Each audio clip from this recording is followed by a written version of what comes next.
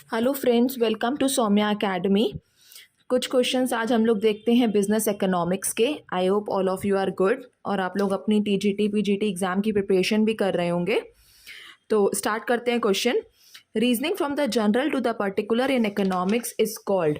तो इसको क्या बोलते हैं? ऑप्शन नंबर ए है डिडक्टिव मेथड, उसके बाद inductive method, after that experimental method of none of the above.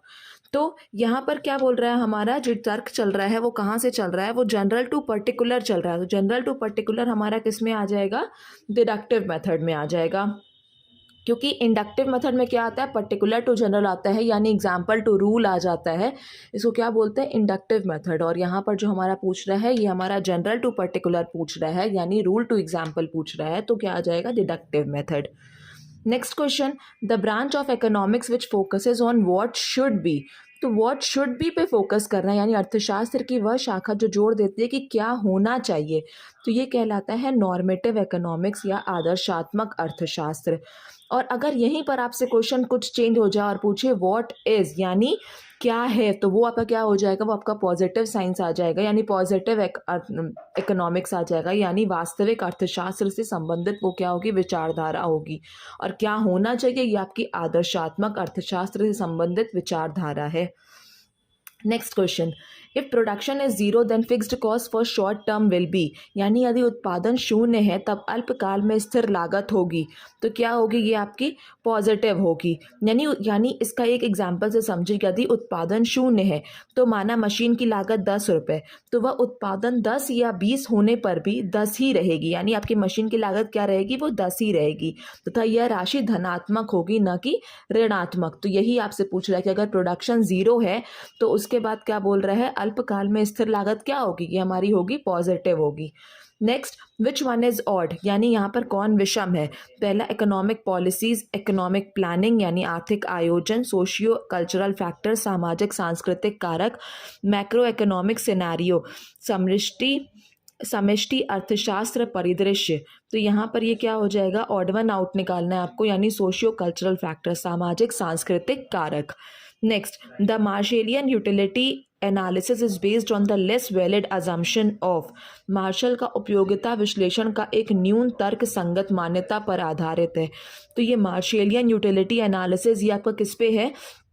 Option number B जो है आपका, given marginal utility of money, यानी मुद्रा की दी गई सीमांत उपयोगिता। यानी मार्शल की उपयोगिता विश्लेषण मुद्रा की दी गई सीमांत उपयोगिता के एक न्यून तर्क संगत मान्यता पर आधारित है। Option number B is correct here. Next, ये वाला क्वेश्चन आपका यूजीसी नेट 2015 का दिसंबर में आया हुआ क्वेश्चन है, पेपर 2 में। उसके बाद बात करते हैं अपने नेक्स्ट क्वेश्चन की।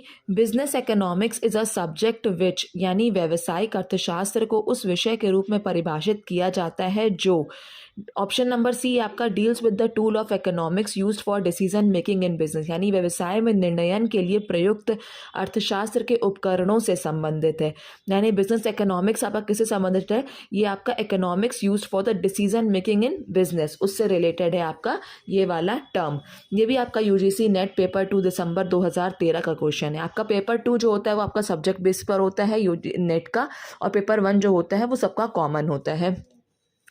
Next question, which kind of economics explains the phenomena of cause and effect relationship. कारण एवं प्रभाव के संबंध की घटना को कौन सा अर्थशास्त्र स्पष्ट करता है? तो ये कौन करता है? ये आपका ऑप्शन नंबर बी जो है पॉजिटिव, ये आपका क्या करता है? यहाँ पर स्पष्ट करता है। नेक्स्ट आपका क्वेश्चन अब हम बात करते हैं, अर्थशास्त्र धन का विज्ञान है, यह परिभाषा दी गई, यानी वेल्थ ऑफ नेशन। तो ये परिभाषा किसके द्वारा दी गई है? एडम स्मिथ के द्वारा दी गई, यानी ऑप्शन नंबर ए। और ये आपका टीजीटी 2006 और 2011 का क्वेश्चन है। उसके बाद बात करते हैं, केंद्रीय आर्थिक समस्याओं की जननी है। तो क्या जननी है यहाँ पर? आर्थिक समस्याओं की जननी साधनों का वैकल्पिक उपयोग।